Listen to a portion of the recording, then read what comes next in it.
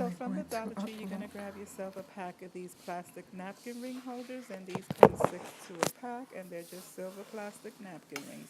I also had some leftover fleece from an earlier project, and this was just one of those buffalo check scarves from the Dollar Tree.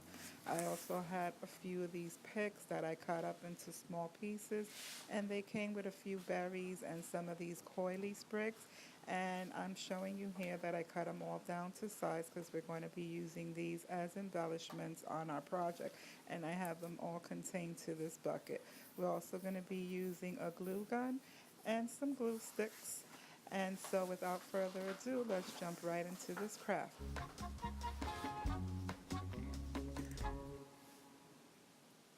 So you're going to start out by placing that napkin ring right in the center of that fabric and drawing a line down the center. And at first I thought I would roll the napkin ring onto the fabric, but then I figured it was better if I just layered it right on top. And we're going to be doing this in sections, and I'll show you why in a second.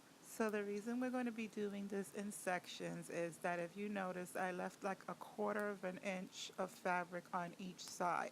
So besides gluing down the fabric onto the napkin ring itself, we're also going to be tucking in those sides, and we're going to be adding a bead of glue onto each side and tucking in accordingly.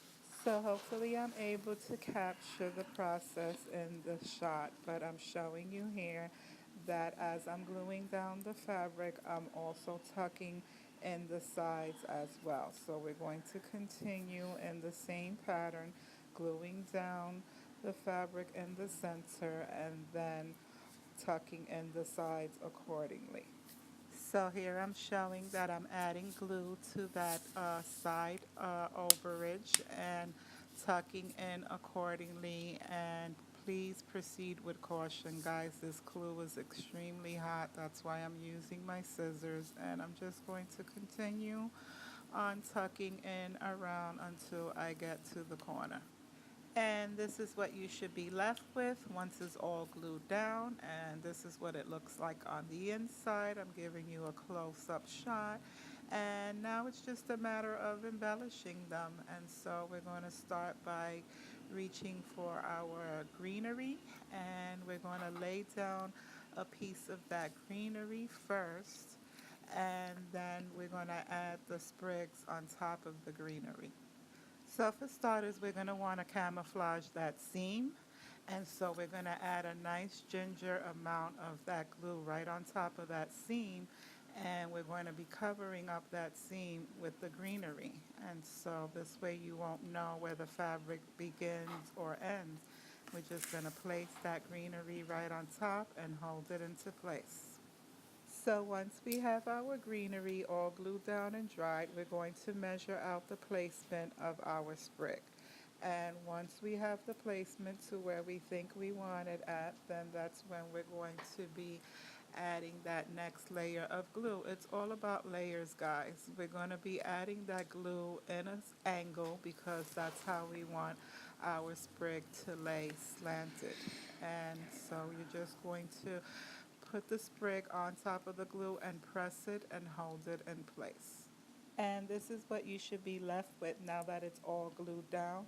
And if you're uncomfortable with those little pieces that are sticking out, you can feel free to cut them down to size. But it doesn't bother me. I actually think it adds character. Remember, this is homemade. And so I kind of like the way that it looks. So one down, three more to go. Once again, now that you laid down your greenery, you're going to check for the placement of your sprig. Add another dollop of that glue right on top of your greenery. And you're just going to lay that sprig right on top of that glue, press it down, and hold it into place for a few seconds. And if you're a little uncertain about the security of that sprig, you could always add a little glue right on top as well. So here's another prime example of how to unleash that creativity on a budget. This project took me all of 15 minutes to put together from start to finish using mostly items that I had on hand. This is something that anybody can do easily. And so if you enjoy these kind of tutorials, please do not hesitate to give this video a thumbs up. It would help my channel out a lot. And if you're not already a subscriber, I like to welcome you to go ahead and do so. Also hit that post notification button so that YouTube will be sure to notify you each and every time I post. I'll talk to you guys soon in my next one. Bye now.